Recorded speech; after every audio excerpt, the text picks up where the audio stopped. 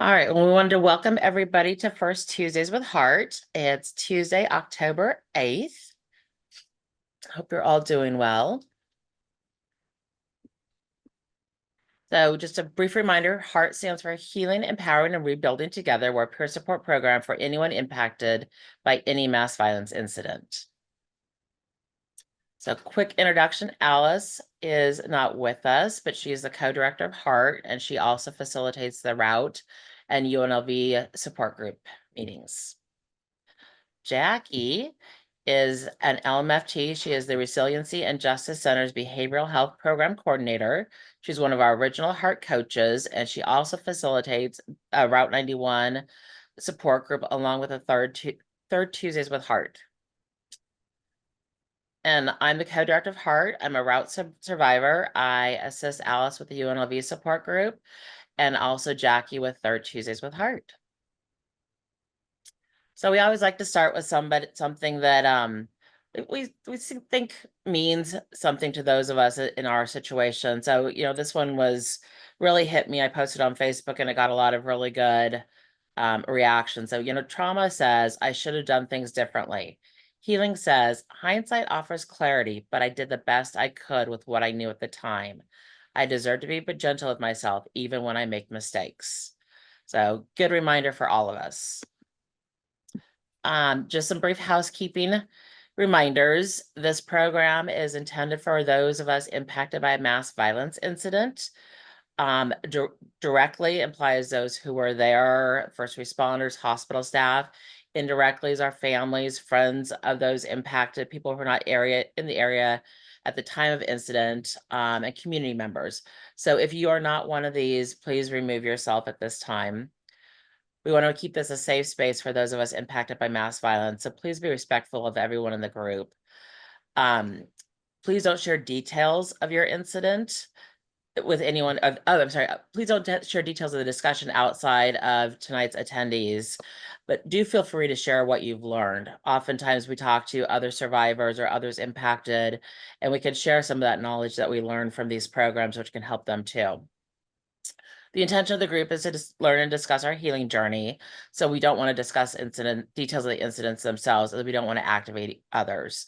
We will in a minute be asking you which mass violence incident you were impacted by, and that is okay to put that. We are recording tonight both the presentation and the question and answer portion of tonight's meeting to share with others impacted. We've had some great questions during our previous Q&As that could be beneficial for those who weren't able to attend live. So we're going to try a new format in the Q&A. We'd love to have you ask questions in the chat, and then either Jackie or I will ask, and then Jackie can respond, so that you can remain anonymous. If a question leads to a live discussion, we'll ask IT to remove that portion if we're not able to pause the recording first. If you would like to speak, please raise your hand, which is located under the reactions in the Zoom toolbar, and wait to be called on. And hopefully I will remember to pause the recording. We'd ask that everybody mute yourself when you're not talking so we don't have any background noise. And as always, no politics, conspiracy theories, or weapon discussions. So we are excited to have Jackie presenting to us tonight. Jackie's a licensed marriage and family therapist, and she recently retired her drug and alcohol counselor license because she can practice that under her MFT. She's been serving in the Las Vegas area for over 35 years. She was one of the first people to respond immediately after route, and partnering with the then Vegas Strong Resiliency Center as a trauma expert with an emotional support volunteer, as well as work with the community in private practice. In 2022, she became the VSRC's Behavioral Health Program Consultant. And in 2023, when the Resiliency Center became a permanent center, she became the Resiliency and Justice Center's Behavioral Health Program Coordinator, working with Route 91, UNLV, and all victims of crime in Clark County, Nevada. Okay, awesome. Thank you, guys. So yeah, that's as Jill indicated, as most of you guys know, we are currently the only resiliency center that has been established after a mass violence incident. And we have continued to keep our doors open, continuing our commitment to Route 91, expanding of course, to our UNLV community and all survivors of violent crime in Clark County. We're a little bit busy. So this is a little bit about me. You guys see the professional. Jill already went over. I'll just self-disclose that this picture was about 26 years ago. This little baby's 28 now. Jill went over, what I do here at the Resiliency Center. It's exciting that I just completed my first year full-time as the behavioral health program coordinator. I actually never thought I'd work for anybody ever again. But I love the work that I do with our community, and it's been very exciting to expand all the work that we've been able to do. My mass casualty experience actually started with 9/11. To be honest with you, that was the first mass casualty incident that I was called to. We responded 12 days after 9/11 and were there for a week in and around Ground Zero. It was interesting. I was in a conference today where somebody was describing 9/11 and what it was like. And it's kind of strange to think that some of the advocates that even work at the Resiliency Center were either not born or they were too young to really remember. And so they kind of had some questions afterward, like, was it really like that? And I'm like, well, she wasn't lying. Anyway, so that was my first experience. And it's just kind of grown after that. I always kind of joke when I teach students that I got into the field of mental health to work with children, and here I am doing this. I don't know. And the topic tonight, really, when we were talking about what kind of topic I'd like to share, I really thought about coping skills and self-care. And one of the reasons why I thought about that is as you can see, my now late husband, who passed away in 2017, about 6 months before route, believe it or not, he had a very rare neuromuscular disease. And so I was a caregiver for him physically, and particularly in the last 10, 11 years of his life. And for me, being a therapist, being a trauma therapist, and being a caregiver, it was impossible for me to do the traditional kind of self-care that people talk about, the spa days, or taking a bath, or going for a walk, or doing all these things. And so I really kind of perfected in some ways, or tried to work on how could I engage in self-care and coping skills as a caregiver, a mom, and a therapist, and all that, and make it simple, not make it so elaborate and so expensive and all those other things. That just wasn't an option. Going to a movie wasn't an option. It just wasn't. And one of the reasons why I went into private practice was because I could make my own hours. So my hours were, I would work a few hours, I would go home for a few hours, I would come back and work a few hours, and kind of go from there. So I really had to balance a lot. So I wanted to share that part of my life, and why this sort of making self-care and coping skills simple is important. So what are the difference between coping skills and self-care? We often sort of intermingle those, but they really are different. So coping skills, which in a few minutes we're going to talk about first, are the daily tools that we use to relieve stress and improve our mood, especially in response to specific circumstances. So particularly when we talk about PTSD and trauma, we talk about being activated. Something in our present situation reminds us of our past experience, and our body reacts to that. And so coping skills are the things that can help us to rebalance. And we're gonna dive into that a little bit more. Self-care is different. It's that regularly scheduled maintenance that helps prevent and restore ourselves from stress. It's an ongoing thing. Both of these things are actually very important and very needed for all of us to function daily, manage any trauma and stress symptoms, and balance the central nervous system.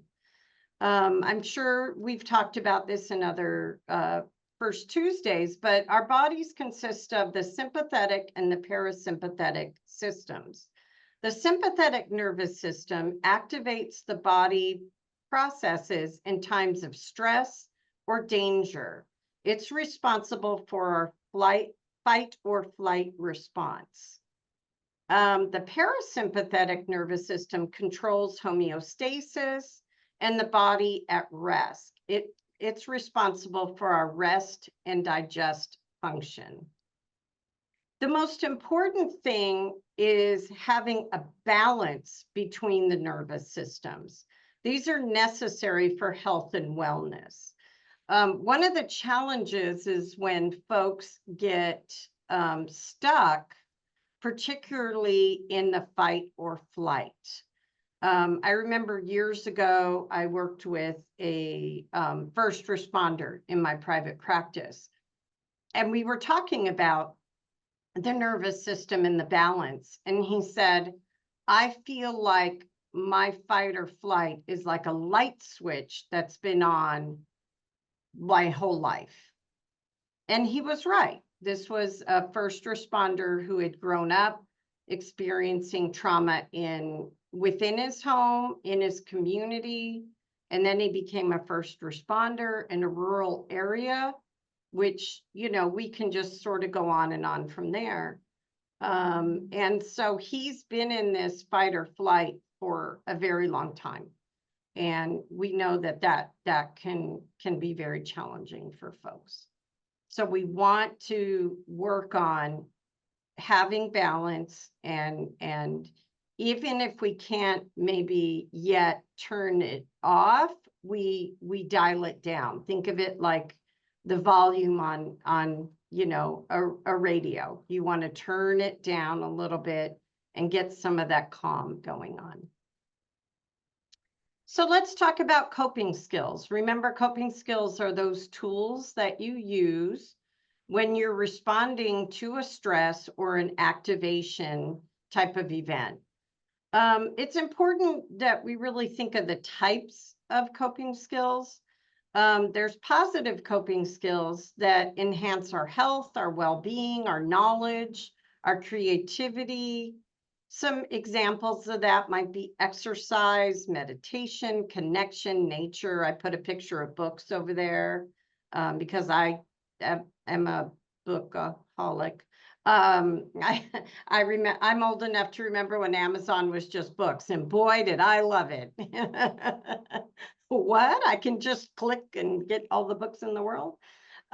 There's neutral coping skills, and that's something that doesn't hurt us or anybody else, but also doesn't really move us toward growth or well-being. I put a TV there. It's kind of an old looking TV for fun, but I think of binge watching.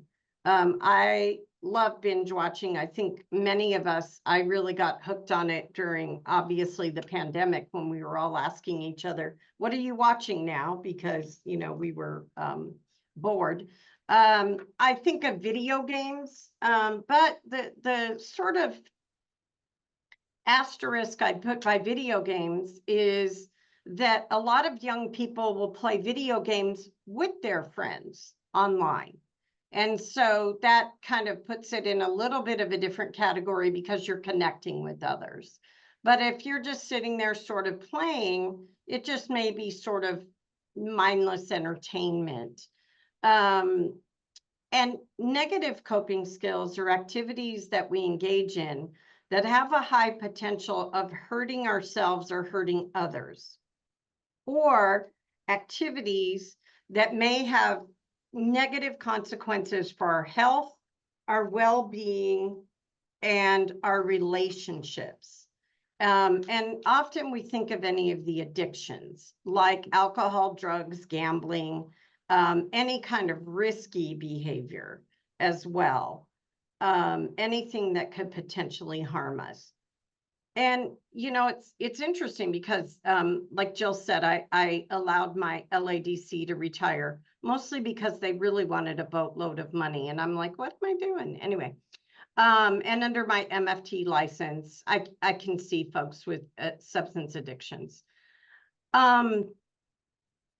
The challenge is when I have taught substance abuse classes to students, I often will ask them, typically the first class, okay, guys, everybody get together in little groups and write down all the reasons why people use substances or engage in addictive behavior.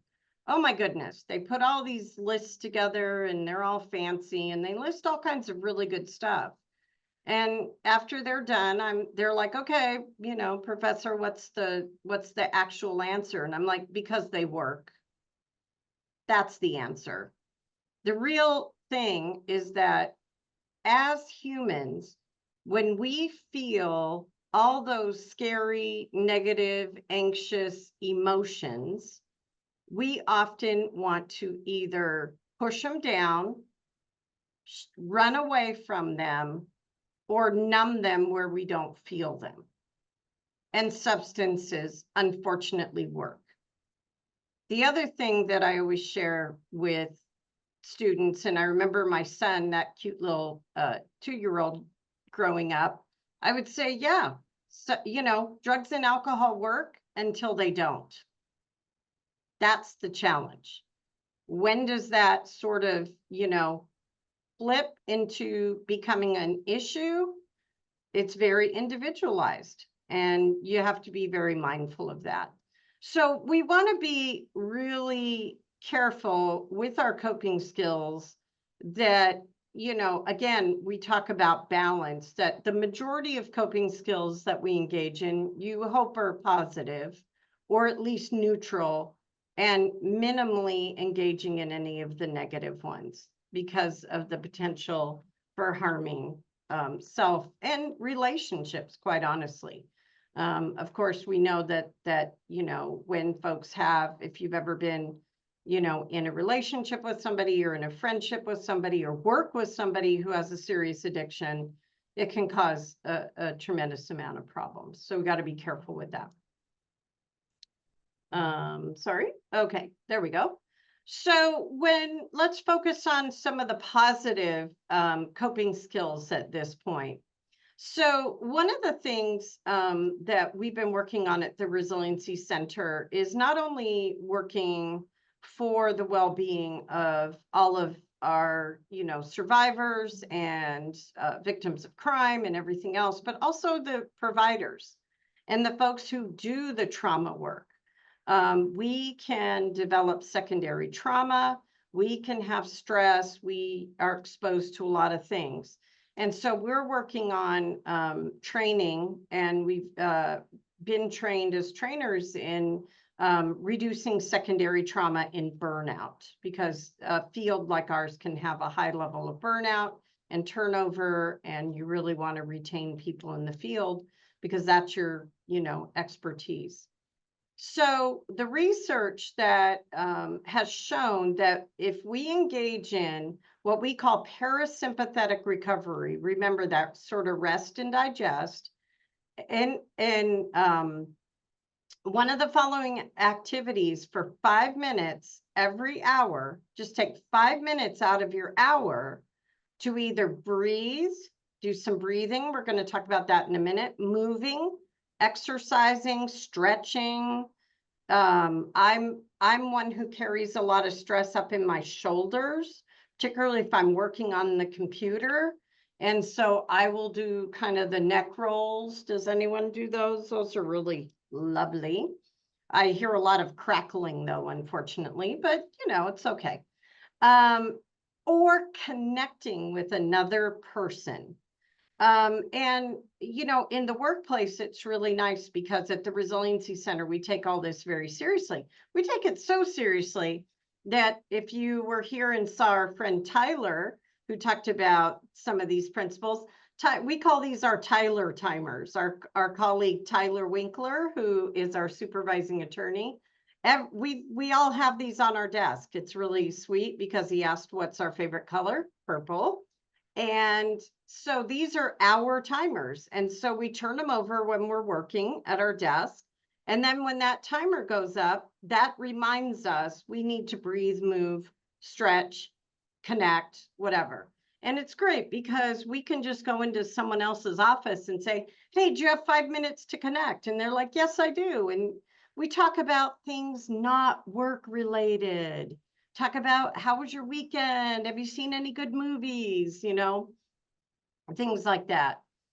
Setting a timer to remind yourself to engage in these activities is important, because if you just say, okay, at 10, I'm going to do that, pretty soon it's going to be 1 o'clock in the afternoon and you've forgotten to do it. It's okay.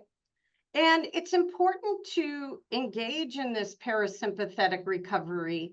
Even if you think you don't need it, your body does need it. And that doesn't mean that, you know, because you're engaging in traumatic type of things, it's just about taking a minute to like, you know, unwind a little bit. And I will tell you that for me, when I stick to this and really do it throughout the day, my day feels more productive. I go home at the end of the day feeling calm, because one of the things that a lot of us do, particularly in the workplace and doing trauma work, is we hold our breath all day and think that because we're going to go home and enjoy our evening, we're going to recover. The answer is you need to engage in that recovery in small bits throughout your day. So keep that in mind. Hopefully you guys can engage in that. Mindfulness. How many folks have heard about mindfulness? Like a lot of people, right? It's out there. Okay. So there's many skills on mindfulness. If you just Google mindfulness skills, you're going to come up with a billion zillion things, which is awesome. I love it.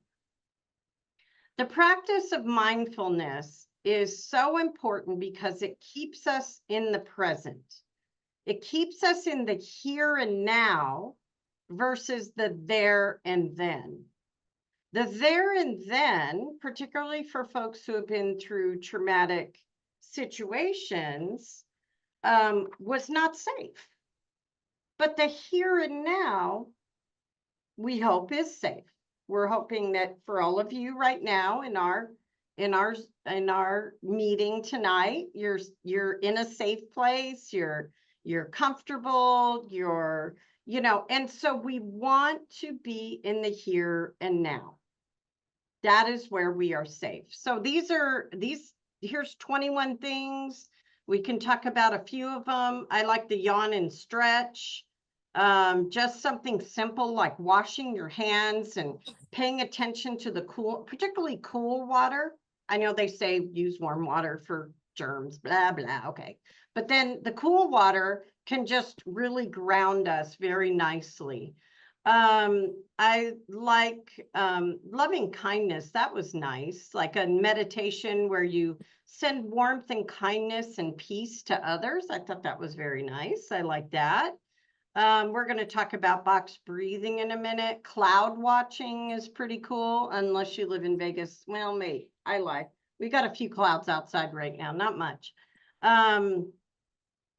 Gratitude. One of the things that with our reducing burnout work that we're doing is at the end of the day, they recommend sending a thank you to somebody. You know, thank you for taking time to be there for me. I appreciate this. It really does a lot to do that. The other thing, it's interesting that I learned with mindfulness, and I didn't see on this list, is if you are starting to feel stress, Just rub your lips. Everybody do that for a minute, just really slowly. Now, the reason why that works for some parasympathetic recovery is because there's a tremendous amount of nerve endings in our lips. Guess that's why kissing is cool, right? But you could literally do that anywhere. And what is somebody going to think? You're putting lip balm on, or you're just, hey, I got chapped lips, or no one's going to notice. Particularly when I work with kids, which I do, and adolescents, I always have to find mindfulness things they can do where other people won't know they're doing something, right? Because they got to look cool. So this is one of them that's really good. The other one that we've presented, and there was some research done on physicians in hospitals during COVID, and it's called 2 feet, 1 breath. And the idea is that they taught these physicians, because they were going from room to room to room to room to room, before they would enter the next room, or before they would go on to the next task. And I think this would work for folks who have like really super busy jobs, like maybe if you're in hospitality or any kind of, where you're moving a lot. My job is kind of sitting a lot, so I need to get up and move. But you just stop for a second, plant your feet on the ground, pay attention to your feet, take 1 breath in, go. And it just resets the system. So mindfulness is really fantastic. The research on it is really good, and it really does work. Let's talk about connection. So I think this has been referred to previously, but in March 2024, there was a study done by the National Mass Violence Center on Route 91 folks. And it found that individuals that have been involved in a mass casualty event continue to have a higher risk factor of depression and PTSD. And when they did this, I believe Jill, correct me, I think it was 5 years after. I think 4 or 5. Yeah. I think it might have been 4, but I'm not positive. Yeah. So one of the protective factors that they found is social support or connection. And protective factors are those things that can protect us from the negative impact of a mass casualty event and assist us in our healing. So if you sort of think of it like a seesaw, there's risk factors and protective factors. So you always want to increase the protective factors and try to decrease the risk factors. And that helps people with their healing. And we know that connection is absolutely one of them. Of course, I had to put our beautiful heart team, our peer support. So some of the connection and social support, they're obviously essential for healing and calming the nervous system and enhancing the feeling that you are heard, understood, and cared for. We do know that if we are stressed out, of course, and we encounter somebody who is remaining calm and who is sort of helping us through that we are going to calm down. In doing trauma work as a therapist, those are some of the things that we do at times. I have held folks' hands. I have held folks. I have helped them to breathe. I have talked calmly and helped them calm down. And as I stay calm, their body meets me where I'm at. Connection can be with trusted others, just anyone in your life, professionals like a therapist or clergy, or with other survivors. I put heart, but yes, all of the activities. This, based on this research, is literally our peer support. It prompted us to grow our peer support into other directions because we know how important this connection is. And also engaging in activities with others where you can give back or make a difference can enhance that experience. So volunteering, we see it when folks are down at the garden here in Las Vegas at the Healing Garden, anything that you can do. And it's about really finding meaning in your experiences, giving back, helping others. It does make a huge difference. And it can be small, it can be very little. Again, it does not have to be a big thing that you do all the time. It could be, okay, I'm gonna, with social media, we can do that, quickly. We can find a beautiful picture and connect. I love some of the Facebook groups that have that I even as a helper have been invited into. And I know Jill's got that cooking one going. And I was like, oh, I have this recipe, and I was so excited to be like, this is an easy one, guys, and it's making me hungry all the time. But beside that, just to share, and how long did that take? 2 seconds to go, oh, I have a good one, or here's a beautiful picture of, whatever. We can make our spaces, positive and uplifting and encouraging. And that really still is a way to connect with people. So much so, I love it. Okay. So I know that Jill is, let's talk about breathing real quick. And I know we all love this box breathing, and I like this picture. It's pretty easy. You just, inhale. I love the start here, 4 seconds, hold 4, exhale for 4, and hold again. And some people will even do some kind of mantra or positive saying. Jill, I think yours is this too shall pass, or, what I'm feeling right now will not stay with me, or This won't last forever. this won't last forever. I like that one. Yeah. So box breathing is a super easy one. And again, 5 minutes every hour, we all can take that. Try to do the 5 minutes. For whatever reason, the research shows it's not like if you could only have 2, don't do it. But the 5 really, really does it to reset the system. So let's talk about the 5 senses real quick.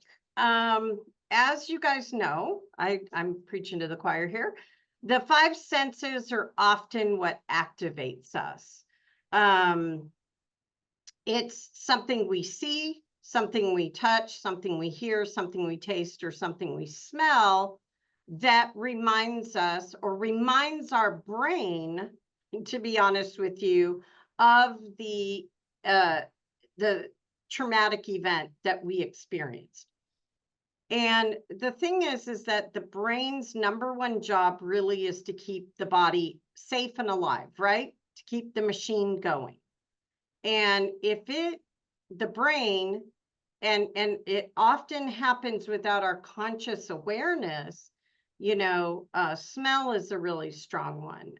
It was interesting, just today when the lady was describing Ground Zero, I could smell it. I could smell it. Yeah, it wasn't anywhere around here, but I could absolutely smell it. And so we know that. And so, the interesting part is not only can the 5 senses activate us, but they can actually calm us.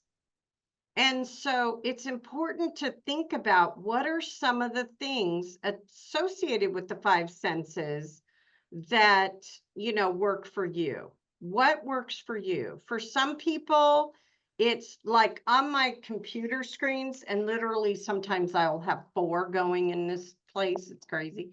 I have camping with a tent on one. I have the ocean on another. I have the mountains on another. So I got it all around me, right? touch, it could be something very soft. I worked with a very young survivor of abuse. I believe, yeah, she was 3 or 4. What was interesting is her mom was getting very frustrated that she kept taking clothing out of the laundry, like dirty clothes. The mom's like, oh, and I'm like, well, what is she doing with the clothing? And the mom said, well, she's rubbing how some, particularly children's clothing, have like silky tags? She was rubbing that. And so I said, aha, I knew what she was doing. She was calming herself. This is a 3-year-old child who was instinctively doing this. And so to solve the problem, we got several tags, and the child was able to have a tag with them at all. We had several so that if one got lost, we could find it. And they could have it in their pocket, or they could have it with them. And if they were feeling stressed or anxious, they could feel that softness. We can do that with pets. We can do that with blankets. There's all kinds of things. Hearing sounds are really good.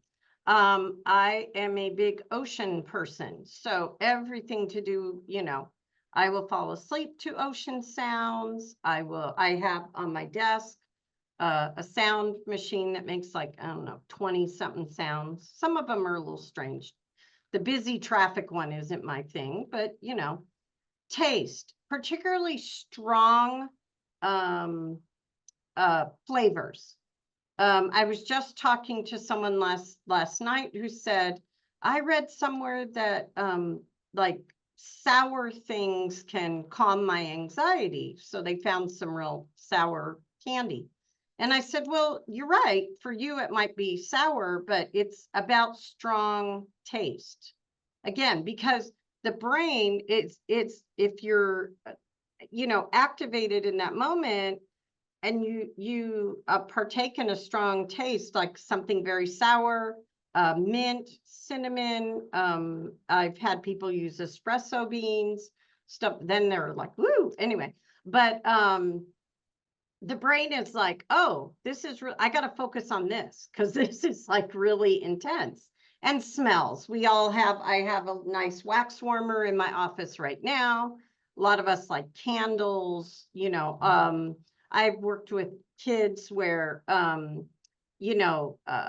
either a particular scent of hand sanitizer or hand lotion, you can put it on, or they have bracelets with the scent beads, and we know all about that. So just remember that, figure out what works for you. What do you like? What do you prefer? Everybody's different. Okay. Jackie, real quick, Oh, yeah. Dana mentioned that her autistic students self-soothe all the time. Yes. And then Yeah. Becky showed, I think it was essential oils, as far as the smell. So, even essential oils you can use. Mm-hmm. Absolutely. Absolutely. Love it. Those are great ideas for sure. But it's finding what works for you and what you prefer, because it's going to be different. So a little bit of advice on coping skills. Here's the big thing with coping skills is a lot of folks, when we talk about them and then maybe they become activated and I say, oh, did you try your coping skills? Yeah, but they didn't work. Particularly teenagers I work with. Yeah, they didn't work. Okay. Here's the important thing with coping skills. It is important to practice them before you're highly activated, anxious, or stressed. Here's why. You want to pair the coping skills. Maybe it's a particular type of music. Maybe it's a sound. Maybe it's a smell. Maybe it's, some breathing. Maybe it's progressive muscle relaxation, meditation, mindfulness.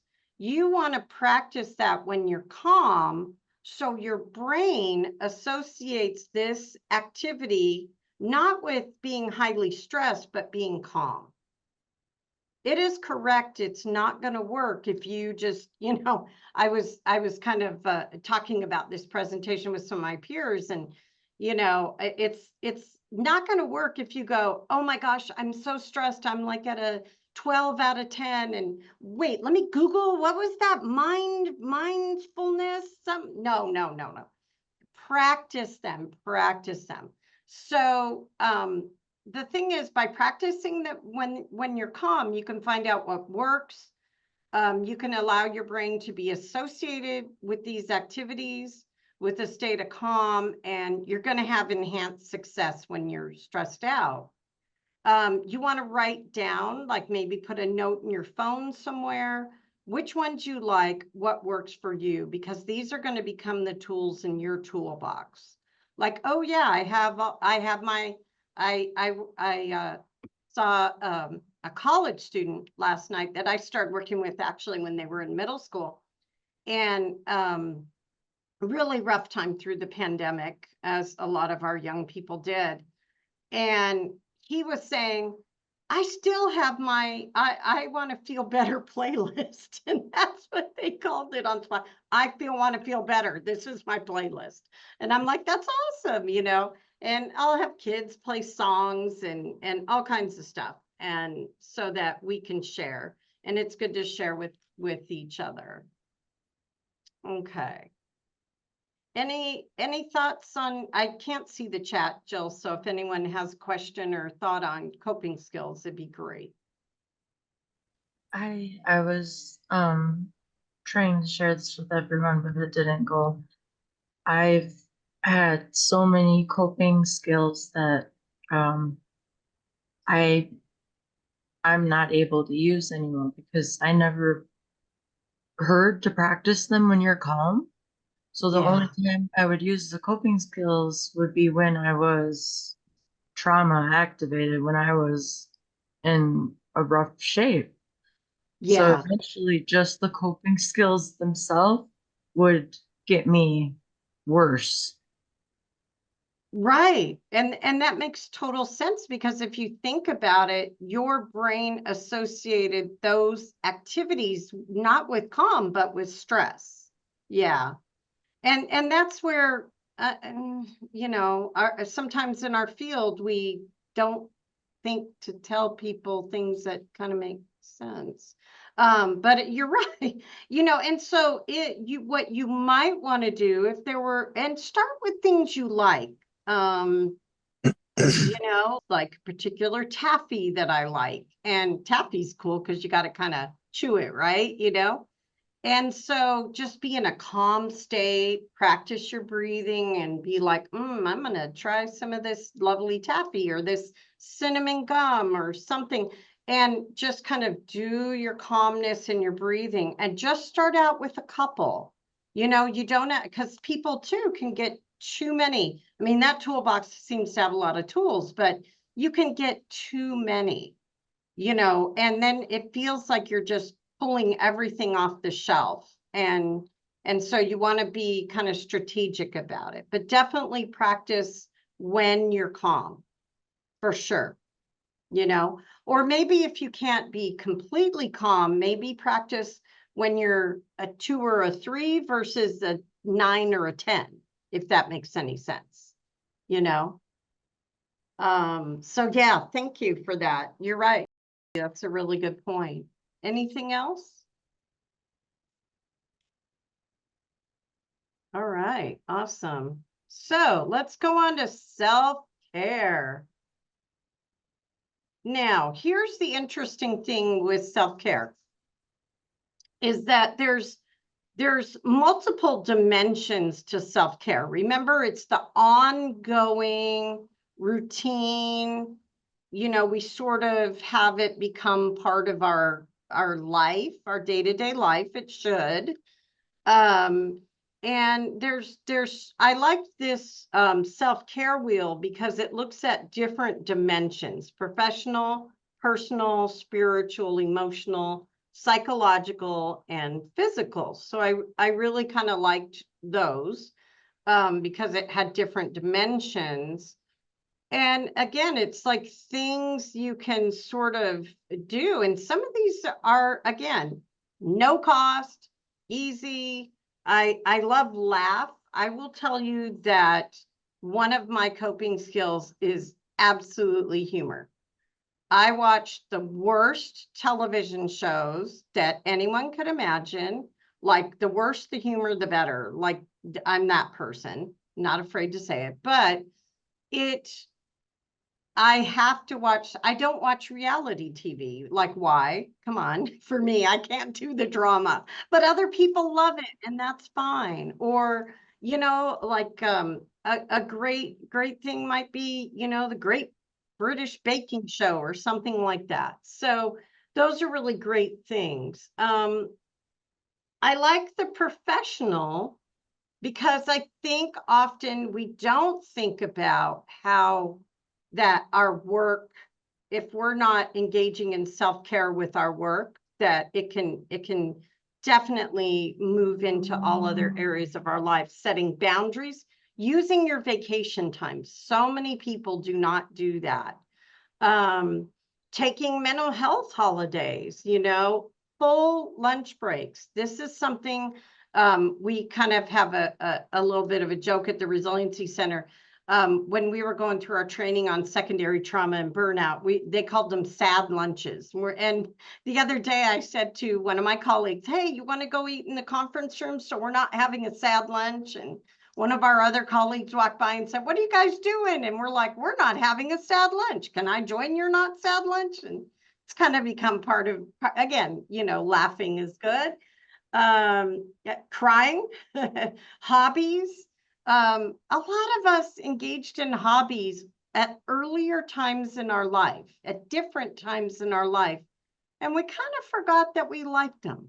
We kind of forgot. Maybe it's making, necklaces or beadwork. Maybe it's just, doing, I was talking to my niece today. She's like, I'm going to crochet. And I'm like, you're what? It's a new hobby. Okay, awesome.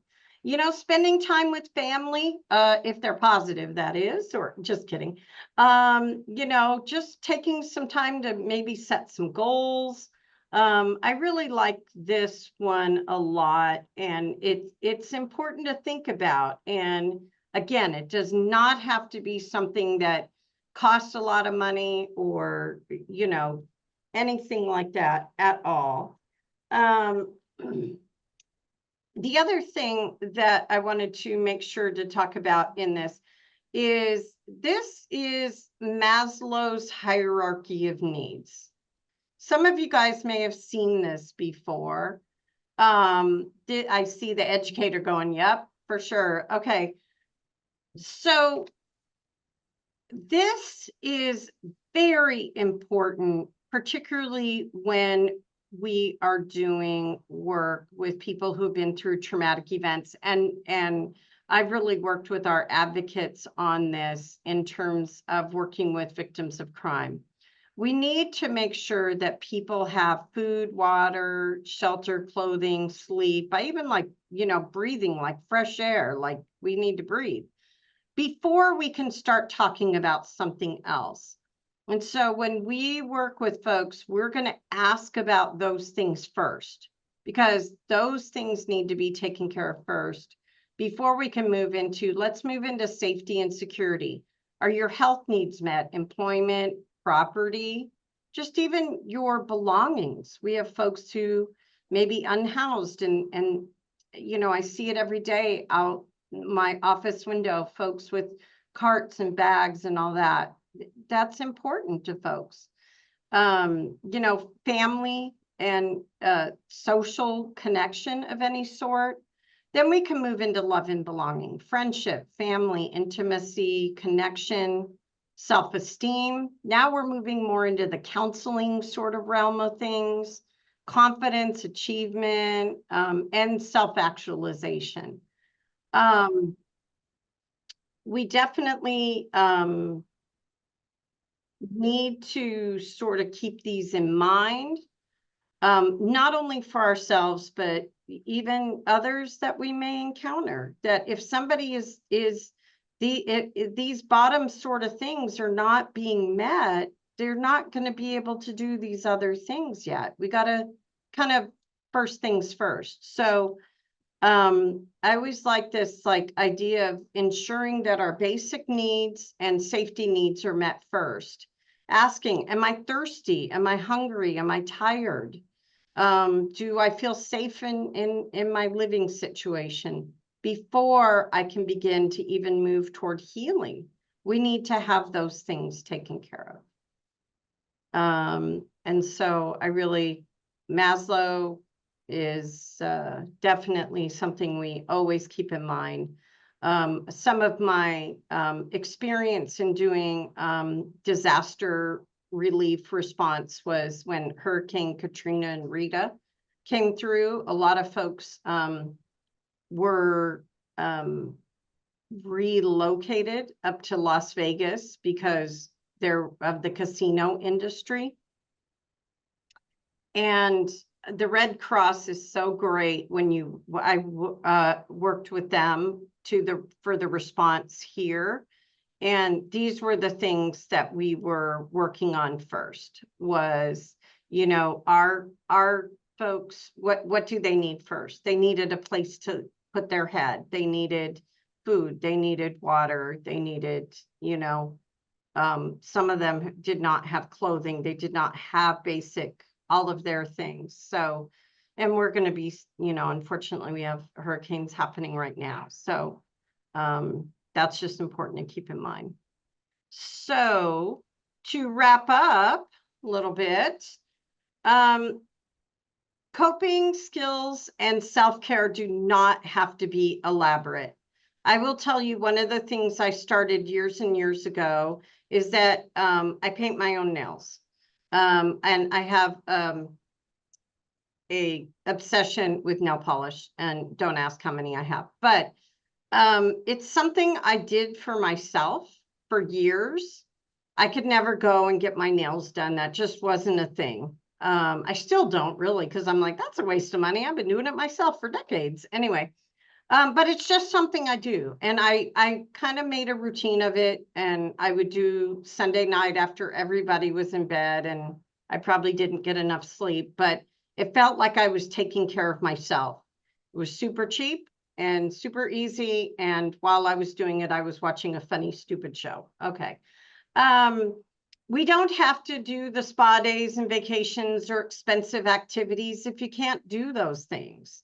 I know that when I was in the thick of being a caregiver, I didn't go outside of Las Vegas for 11 years. That wasn't an option. So I don't ask Jill how much I go out of town now, but a lot. I guess making up for lost time is what some people say, but it was not an option. Those things just were not available to me. It doesn't cost anything at all to take off your shoes and walk in the grass. And I'll quote Jill on that one because, that's something that's important. Try different things out. Find out what works for you and what you like. Don't let anybody else tell you what works for you.